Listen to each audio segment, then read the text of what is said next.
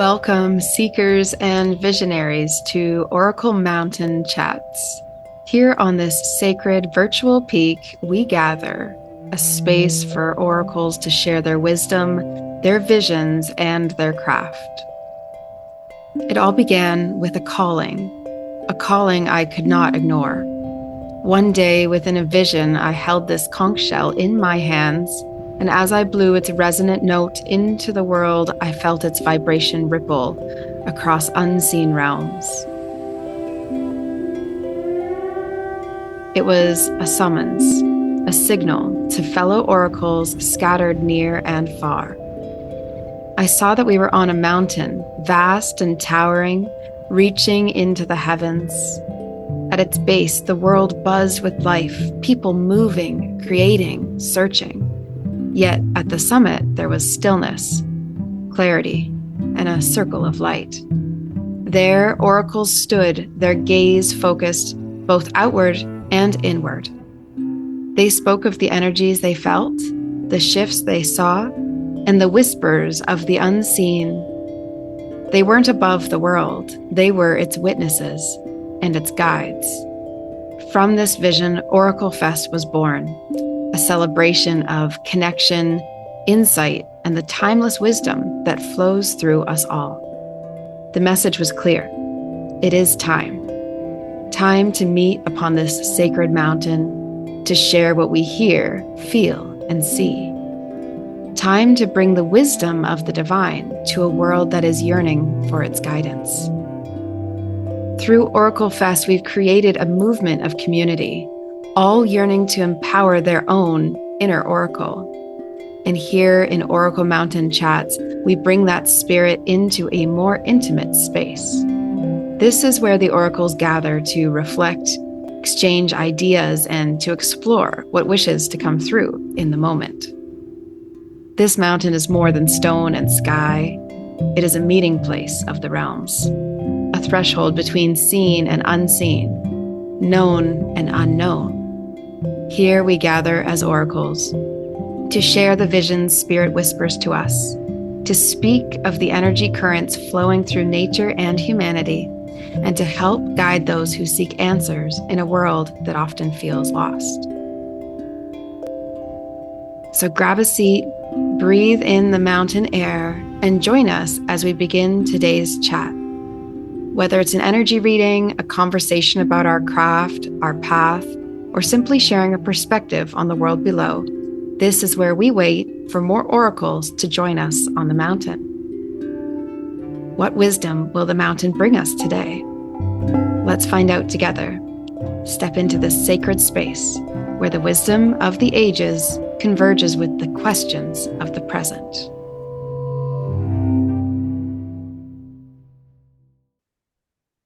Okay, welcome to Oracle Mountain, Kate. Being Kate Graham, this being Kate Powell. So it won't get too confusing because we don't really refer to each other's names when we talk. It's only at the introduction that this is a little bit confusing or unusual.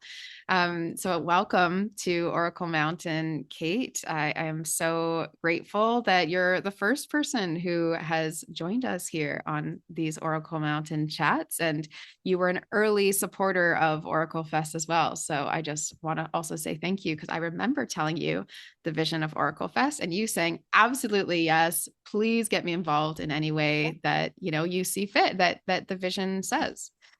So Kate is a beautiful, beautiful ceremonialist, speaker, storyteller. I would call you a wisdom keeper because I feel that part of your role here in your work with Wild Sacred Journey, your podcast, and all of your ceremonial and workshop work is all about protecting ancient ways and ways that were. And so that older wisdom, which I really value, I think it's so beautiful and important for us to have.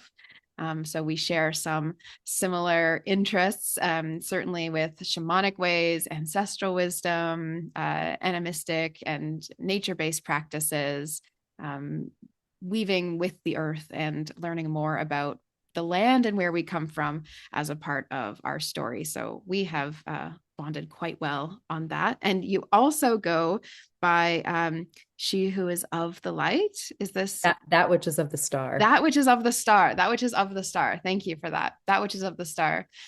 Funny because we were just talking about names right before here, and one of my shamanic names right now is riding on light. So I clearly was like, oh, that we have some similar energy here. So Yeah. that which is of the star and myself riding on light, here we meet. So welcome and thank you. Yeah, thank you. Yeah, it's funny because, I was saying to you beforehand, whenever people ask, one of the things I think that is a challenge in these times is that so many of these roles that used to be culturally held in our modern times have kind of become stripped of some sense of their meaning. And so then it's like, whenever people ask me like, oh, well, what's your role or what's your title or what should I call you, And it's become such a fraught subject nowadays, it feels like with do we even understand what those words mean? Do we even have the mental synapses to actually like understand the cultural context of these roles? And then there's been, the ruptures of imperialism and colonialism and language and, a lot of like, yeah, there's been a lot of challenges to these different things. And so, yeah, I think, it's tricky because I think when people hear something like oracle, right? Like that has some pretty specific cultural contexts. And um, is that actually where people's brains go, or the same with shaman or the same, whatever. And so, yeah. So for me, it does feel like, I think although I don't necessarily call myself a shaman, I do often say I do shamanic work because what that means to me is someone who senses into these different layers of existence. And there's the personal, there's the collective, there's the beyond human, there's the unseen realm, and within the unseen realm, there's like the unseen realms that like parallel this one. There's the unseen realm that we might think of as more the underworld. There's the unseen realm that we might think of as more of the overworld, right? There's like all these different layers. The ancestors are in there somewhere, both our literal ones and maybe past life ones and maybe mythical ones and and but it's all I don't know. One of the things that I've been really talking about a lot recently in my work, particularly because I do a lot of work with folks who are wanting to use their burnout or their purpose anxiety as like a jumping off point to journey into their shadows and kind of our cultural shadows as well, to then kind of see, okay, what's actually going on here and why does this keep happening and why does it seem to be getting worse and worse, And yeah, and within that one of the things that that's become increasingly clear to me is I don't think our ancestors struggled with these things in the same way because they had different wisdom processes and cultural practices in place to help them be human and be alive. And I think a big part of that is this idea of animism, because if we look at the world, animism is just the idea that the world is all conscious and everything we encounter has a level of consciousness and a level of aliveness to it. And if we look at that, then everything is actually relationship, not resource. And so that's, I think, the piece for me. Then when we talk about oracles, when we talk about shamans, when we talk about whatever those different roles are, they were all slightly different flavors of the role of people who were, whether tasked or gifted or whatever we want to call it, with tracking the relational harmony and disharmony that was happening between these different realms, within individuals, between groups, between, um, the unseen and the seen world, but all of that. And and so of course we're going to lose that if we're living in a world where we've forgotten that everything is relationship. And of course we're going to struggle with burnout and purpose anxiety because we think we're a resource too, and we're constantly being extracted from and extracting from ourselves because we're not utilizing relational skill to deal with the world. We're using kind of these like, yeah. anyway, this like resource model, this Yeah. capitalistic resource model. So that's my like, Ownership and industry, right? Rather yeah. than the idea of being and, yeah, of, like you say, connecting. And this Hmm. is a shift that I feel is happening in the world. Try not to talk too much about, oh, there's a big shift happening, because I feel like even when you think about our, primal ancestors, as you were mentioning, they clearly were under some kind of stress. They were under extreme physical survival stress, and yet their burnout experience would be described differently because we have different descriptors nowadays. And we have all these different kind of systems and stuff. I agree that the word oracle has also shifted in how people could even interpret it, and so there's a bit of a reclamation and sort of, for me at least, an acceptance that not everyone's gonna, I mean, people are still gonna think about the Matrix when they think about Oracle. They're gonna think about that software company when they think about Oracle, and that's just, unfortunately, that's just the way things have been built. But yeah, it is these ideas that, hey, well, we did used to really value this area of wisdom, probably for many good years in a good way. And then I think the role of Oracle has shifted as well, and we've appreciated other people in similar ways, but maybe just not called them that as well. Um, yeah, I think there must be some greater collective calling and yearning for this deeper wisdom and these more nature-based and connection-based, relational-based wisdom to come back as we feel taxed and, maybe largely globally burnt out by the amount of growth and progress we've had in that masculine way, this feminine, or, if we can be binary like that kind of more feminine way of, yeah, just being actually is starting to come more to the forefront. I think oracles are a great way to celebrate that, regardless of, any gender associated. Hmm. Hmm. Yeah. Yeah, there's a couple things that makes me think of, which, so first off, I feel like it's interesting. There's been more studies recently that have been done that, I think we have this narrative that our ancestors like were so caught up in surviving all the time, and don't we have it so well? Like we're so much better off than they are. And there's actually been these studies that they probably worked less. Hmm. Like prior to the Industrial Revolution, they probably spent about 3 to 4 hours a day working. I believe that. And the rest of the time was spent connecting, community, and there was also like, how do we define work, right? So there's also that, um, craft would have been maybe not considered work for them, and yet it would have been part of their survival. But it's Mhm. just a completely different relationship. And so it's funny too how, I think we have to question sometimes, like we have to take sort of, we have to question the modern lens that we've been taught to apply, you know, um, when we think about the past, because it's like, yeah, we're so caught up in survival that actually I think we're spending more hours a day fighting for survival. Different, perhaps, in that we can go to the supermarket and food is mostly just there. Most places in the world, we can more or less take that for granted. Although with climate change happening and, a lot of more violence and war, obviously that stuff gets more impacted. Um, but there's a lot of those things that, so we're not out hunting and gathering, and we're not like having to work for shelter in the same way. Although, again, with all of that stuff becoming increasingly out of most people's affordability, with wages stagnating and cost of living increasing, more and more people are becoming food and housing insecure.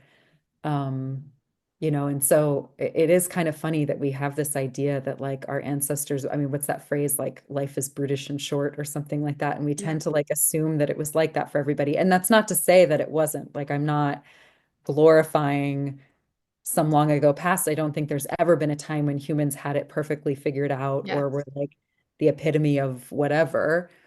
But I think that it's like we've thrown out the baby with the bathwater, and we've gotten Mhm. so focused on what we haven't done yet that we've forgotten that there might be some good things that existed for a long time that developed over thousands of years in order to help humans stay human, you know?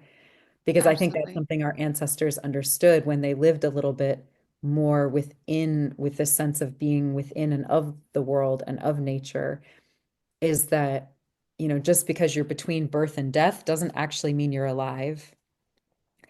And just because we're in this like form that our eyes would look at and say, oh, that's human, doesn't actually mean you're human, you know?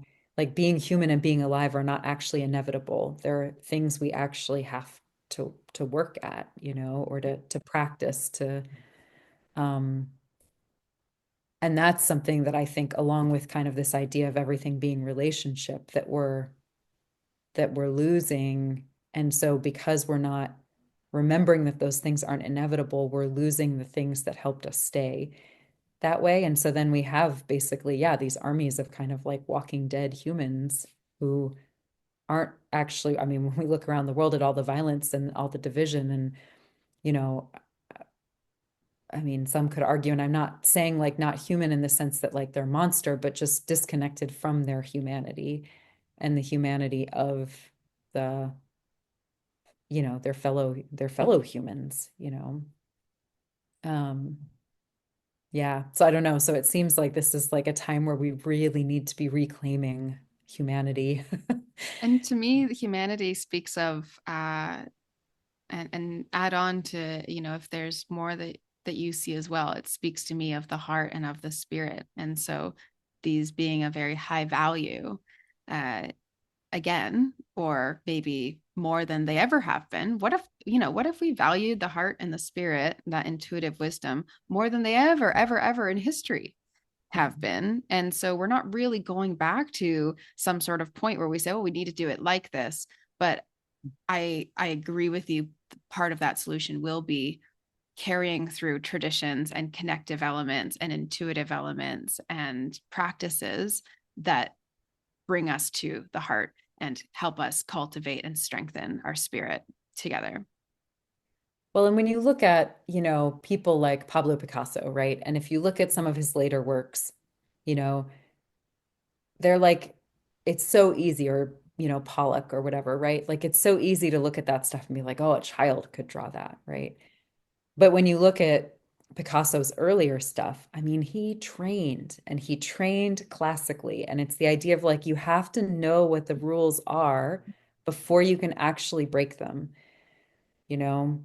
And that's where the genius comes in, is in knowing the rules and then being really strategic in how and where and when you're making choices to break them, rather than this idea of, I'm just throwing spaghetti at a wall and like seeing what sticks, you know, kind of thing. And then, yeah, maybe you're breaking rules, but it's not for a strategic purpose. And there might be a cost that you haven't anticipated, because if you didn't even know what the rules were to begin with, then you might not even understand why they were there in the first place, you know, and what they were actually protecting or what they were actually trying to achieve. And so for me, I think it feels like that when it comes to these like ancestral traditions, right? Is it's not, you're right, it's not about going back to some point. That wouldn't apply. If you took any of our long, long ago ancestors and put them in today's world, they'd probably like shriek and die of a heart attack on the spot, because they like wouldn't even recognize like what's happening, you know? You're It's like like, the joke, the meme that's like the, you know, the response to like Jesus take the wheel, like that yeah. expression. It's like, I hope Jesus doesn't take my wheel. Jesus doesn't know how to drive, you know? And it's like, it's so true, right? And from Like, my film background, I always think about, when everything was black and white and no sound, and then suddenly sound got introduced, and people were leaving because they were ill from the theaters. It was so upsetting to have this reality perception change all at once, yeah, and just how impactful that always spoke to me quite a lot, to say, right. yeah, It's what we so adjust to. overstimulating. Mm-hmm. Yeah. And so I think, you know, and it's a shock to the system. And so, you know, yeah, so it's not that exactly how they did things is like exactly how we need to do things, because how they did things will need to be adapted for the kind of technology that we have today and the kind of lives that we're living today. And, you know, it's not about going back to the Stone Age, although who knows, if the grid collapses, like maybe we suddenly find ourselves there, in which case we might be really glad we've held on to some of the Stone Age practices. I have no idea. But, you know, it's like, but it's like it's knowing, again, there were safeguards in place. Like that's really what culture is culture helps humans reflect on how to be human. And we've ended up in what we might call cultures of whiteness, if we want to call it that, but we could also call it cultures of um, industrialization, cultures of technology, cultures of capitalism, whatever we want to call it. But we've ended up in these cultures that prioritize linear trajectories and machines and short-term gains over long-term relationality and like all of these things. And if that's the water that we're swimming in, if that's what we're looking to and getting mirroring from about how life works, like we end up as shaped by it as it is by us, because that's really what culture does, is it helps shape us even as we shape it. And so if we're looking at these things and we're being shaped by it, then, Aesop there, it has this fable of these two pots, and one's an earthen pot and one's a brass pot, and they sit next to each other on the hearthstone. And one day the brass pot says to the earthen pot, let's go out into the world and like explore and have an adventure. And the earthen pot's kind of like, whoa, I'm a little fragile for that. Like, I don't think I can do that. The brass pot kind of keeps encouraging and he says, no, no, like if we encounter anything hard, I'll step in the way, I'll protect you, all of that kind of stuff, right? So finally the clay pot agrees. And so the two of them set off and they're on their three legs. And so they're like jolting back and forth and they're knocking into each other as they go, right? And it doesn't take more than like 12 steps before the earthen pot cracks from the attempt to move and the bumping into the brass pot as it goes. And with one more step, it shatters into a ton of pieces. And Aesop says the moral of the story is like equality makes for the best companionship or something like that. But, which could be interpreted somewhat problematically. Yeah. But but the way I kind of look at it in this modern world is like we are the earthen pots, right? Like Mhm. our body is much closer to the natural world than it ever will be to Mhm. machines and technology, even the ones that we've like designed sort of based on our human skeletons and systems, right? Mhm. Like, and so it's like, what is the cost of us trying to keep up with the brass pot and Mhm. comparing ourselves to the brass pot? And so we could look at ourselves as like, we're so fragile, we're so fallible, we're so this, we're so that. Or we could look at it as like, we have different needs and we thrive in different environments. And um, we can't expect ourselves to keep up with the brass pot or we're going to like completely fall apart. And yet, if we have this culture that's mirroring us back to us, that's shaping us, it's shaping us into clay pots that want to be brass pots. And then we wonder why we're constantly falling apart and cracking and crumbling. And then we have all of these sort of healing modalities, quote unquote, that are, mean well, but are in collusion with the brass pots, Mhm. you know, in their approach, even if that's not what they think they're doing or that's not their Mhm. intention. And then they're putting diagnoses on the earthen pot, trying to tell it what's wrong with it Mhm. as if it should be a brass pot. Mhm. And we're losing, that's part of what I mean when I'm saying we're losing some of these cultural practices and these wisdom processes, right? It's like we're at risk of losing the things that remind us, no, you're an earthen pot. Stop trying to fucking be a brass pot. There's Mhm. actually nothing wrong with you if you stop acting like a brass pot when you're an earthen pot.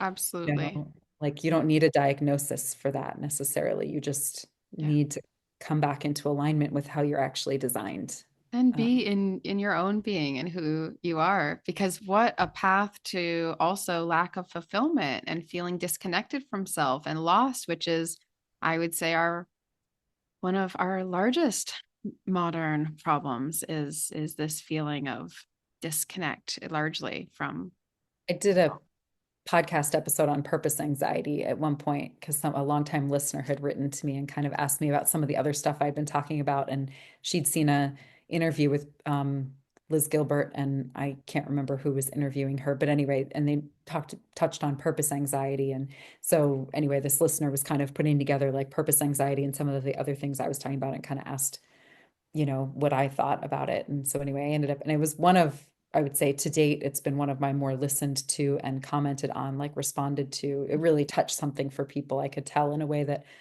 a lot of my other episodes, if it has touched things for people, they haven't felt called to like show me, in kind of the same way.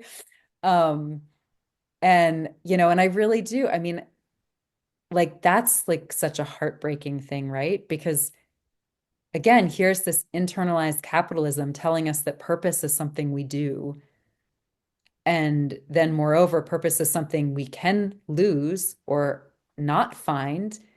And therefore, conveniently, it can sell us all the different like classes and trainings and this, that, and the other thing that like, are going to help us find our purpose.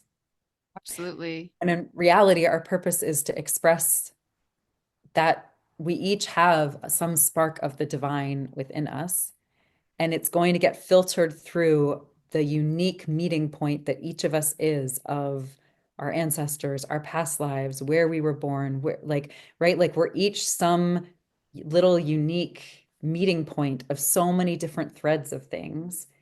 And that becomes like a filter for the divine light to come through. And like, how simple, like our purpose is just to to let that divine light come through our unique meeting point of these things. I'm a different meeting point than you are. We have some similar threads, you Same name. know. Right, I know. And like, we have some similar like Yes. ancestry threads, and we have some similar, places in the world that have some similar, things, and Yes. there's some history, so there's like, but yeah, but in the same name, yeah. But we're each like, yeah, our unique little thing, and yeah, and purpose it's not what we do. It's getting out of our own way enough to just express, to let aliveness express itself through us, You you know. took the words right out of my mouth because this whole time you were saying that, I was thinking, yeah, I just had a conversation about that recently that with clients that it really so much more of the process of connecting to intuition, but also of pursuing the life that your soul is seeking and you're seeking, and you feel that disconnect of what's out there and what's in here, and you're trying to close that gap. So much of it is just getting out of the way, and that delayering process is about taking on okay, what are the cultural maybe limitations to how you've been seeing, what are the beliefs that hold you back from just that innate Mhm. ability to be without conflict Mhm. internally, and then allow yourself to, because we are going to keep moving, we're going to keep changing. Humans have grown so much, it's so amazing actually what we've accomplished in many ways. And so it's just about sidestepping those destructive pieces that, are interrupters to what is actually really natural for Mhm. us, and maybe not expecting ourselves to be brass pots. I really love that analogy. I think it's so beautiful. And so I think a lot of people will resonate with that as well. Mm. If there was one practice that you believe needs a resurgence or a revival, or at least you feel maybe that you'd like to invite people, say on the mountain below and the lands below, who are seeking exactly what you're saying, what would you suggest? Mm.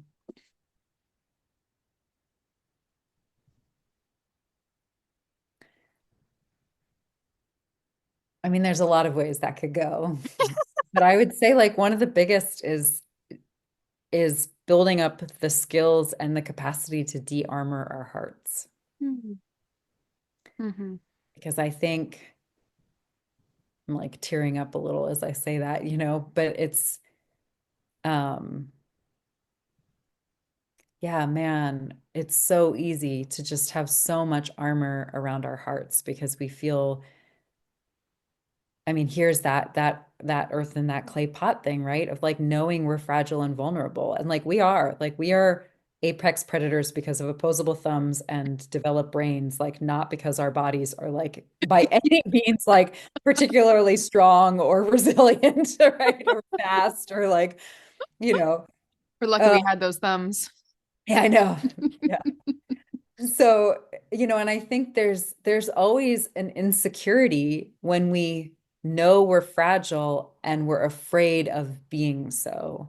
Mhm. And so I think there's like, and then before we know it, we're not even consciously doing it, but we're jumping through all these hoops and doing all these acrobatics to try and avoid acknowledging that we are tender, vulnerable, honestly weak species, and that can actually be a superpower because, I had an image back when I first started practicing yoga and yoga asana. I was on my mat one time and I was really struggling when I first found that practice, and like really depressed, really disconnected, like feeling utterly isolated, like trying to connect with other humans, and I just couldn't seem to do it.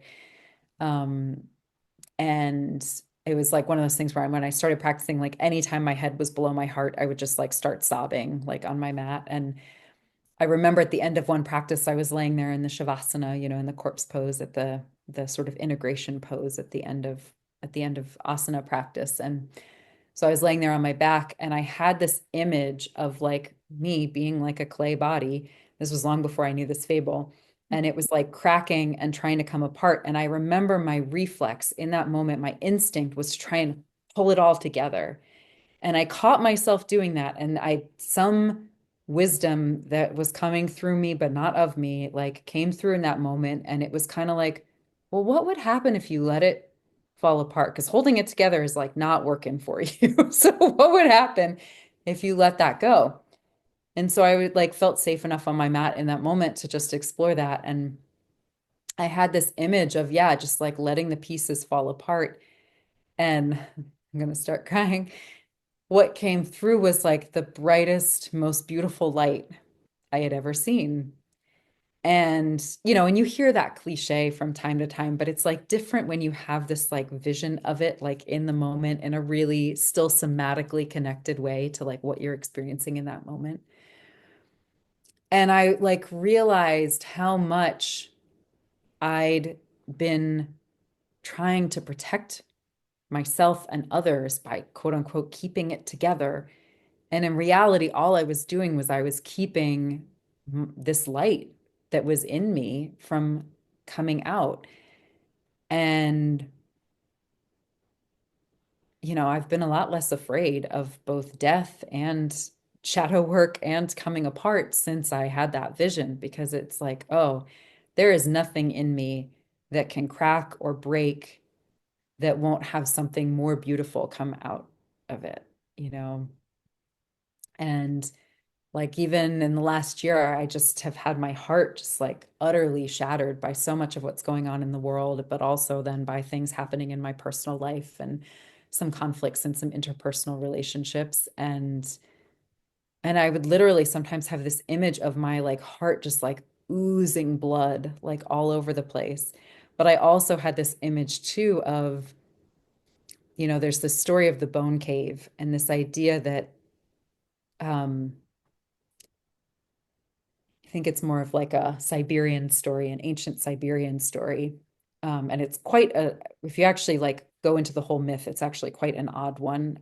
There's a lot of layers there that I certainly don't have the cultural context to like really be able to get what it's trying to say.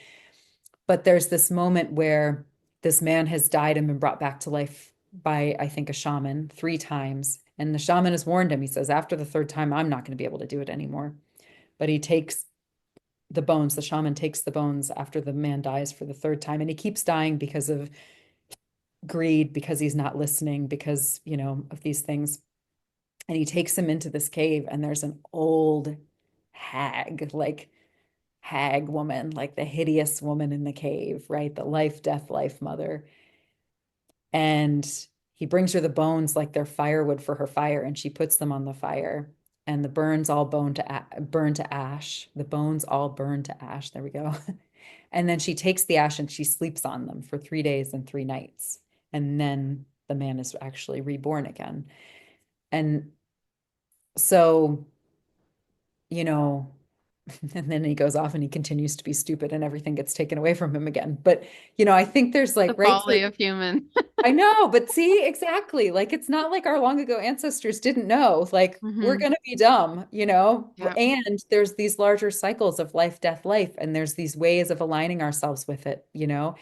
So anyway, but I would have this image like as my heart was just like oozing blood, the blood was like dropping down onto the ashes, these like bone ashes. I really felt like I was in the bone cave in this moment. And I was just, all I was doing every day was like feeding my heartbreak and feeding my shadow and feeding my light and feeding everything into this fire. And I really felt like I just needed to keep putting everything that came up into this fire and trust that it all needed to burn, like even the stuff I loved, even the stuff I didn't love so much, like, and that from the ash, like, and then the blood from the broken, my broken heart was like dropping, and that was the water, my tears, right? Like the tears and the blood was dropping, and that was like watering something, and there was something germinating under the ash that could only come from like just letting everything burn and then letting myself grieve that and all with all the like vital fluids then that go along with grief, you know? And yeah. So that's yeah, I feel like I took us down a real tangent there, but That's exactly what we do. That's what we do on the yeah, mountain, tangents away. I'm just the here for way. all of it. And there's so many beautiful visuals you gave and emotions. There's so much heartfelt wisdom in um, these realizations of what it means to also uh, reflect and give up, surrender to your own humanity. And that's what that story tells Mhm. me in many ways. And I feel like Oh it's yeah, such a beautiful. Oh, go ahead. sorry. No, no, we started with the de-armoring the heart. And so I think Uh-huh. that's, yeah, you know, it's like, yeah, just the cracking of all the shells because the shells aren't, they aren't actually protecting us and they're actually suffocating the Why very would you try and contain need. that light, right? Why Right. would you contain our pure essence? And for every single human who has ever been on this earth, they have bones and blood and heart and spirit, Mhm. in varying degrees, perhaps, but Mhm.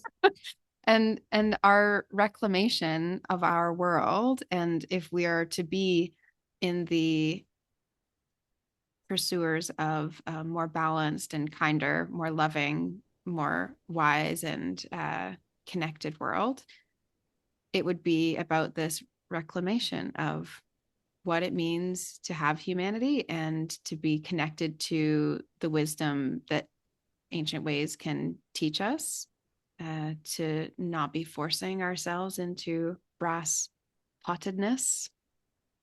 Yeah, because the other, yeah, the piece that's coming, we can only be brave if we own that we're weak, right? Absolutely. Like we can't actually be courageous. And so that's too where, you know, I think we think of armors and shields as being in the realm of the courageous and the brave, right? Because we live in a world that has deeply, deeply glorified war. Mm-hmm.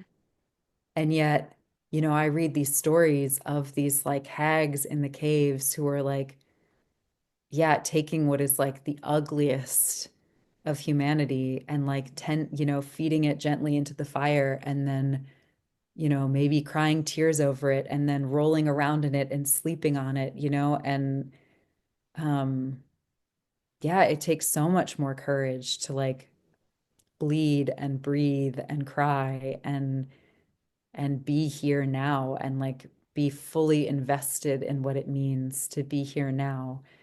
Um, And to be afraid, as you right. say, courage and bravery feels like fear and requires fear. That the juice of it is the weakness that we are perceiving it as weakness, right? And all the the sensitivity to feel, and then that avoidance of feeling is the thing that the avoidance is actually what's limiting your light. So then the sensitivity must be bringing you to the light, right? And so all of these contrasts, I think, are starting to get poked at, Mhm. as we collectively delayer some of these things that were our containers. This holding it together can only work for so long for each individual before, and for each system, perhaps, before the light has to be shining through them. Yeah. When I think about the difference, I've been tending, listening to and tending to a lot of conversations recently about like in the last couple of years, I would say about becoming elders, right? And like, what does that mean to become an elder rather than just to get older? Because those are Mm-hmm. actually not the same thing. Mm-hmm. Just becoming older does not make you an elder. And when I think about the different types of older people we encounter, when I think about who I would apply elder to, usually those people have some kind of spark still in them, you know, some kind of something that makes you say, wow, this person would have a lot to share. Like, I want to sit by this person and learn from this person, or, whatever. And, to me, I think the biggest distinction and most obvious distinction between the two that I can think of between just getting older versus becoming an elder is whether we let life make us harder and more calloused, or whether we let life make us softer and more compassionate and wiser. And and like we're all going to bump up against brass pots. We're all going to bump up against sharp edges, like our own and each other's and the world's. And, you know, do we let that rubbing build up thicker, thicker, thicker skin so that nothing can get out or in? Or do we let that poke holes in us all the time and just keep sloughing the skin, keep rubbing us raw and raw and raw and raw, so that eventually, Stephen Jenkinson talks about how becoming an elder is actually diminishment. And that's very anti-capitalist, because like in capitalism, we think that as we get older, we should have more, when in reality, we're going to have less. And through that, we're actually going to be richer for it, in some ways anyway. Um, Absolutely. you Yeah. know. So yeah, so I think that's like for me, yeah, I think the skill to let life make you softer rather than harder, I would say is the most one of the most important things for us in these times. I could not agree more. And I think that is a beautiful sentiment and powerful emotion for us to leave the listeners and viewers with. And I just want to say thank you and welcome to this place on Oracle Mountain, where I'm sure many absurd and heart centered voices will gather for hopefully years to come, and for Mhm. being a part of these first stages. We're very grateful to have your voice here, and your heart here and your light here as well. So Mm. thank you very much. Yeah. Oh, thank you. Excited to be here. Yes, and And we'll see more of you soon as well at Oracle Fest. lovely. Looking forward to it. Yeah. Beautiful. Thanks you.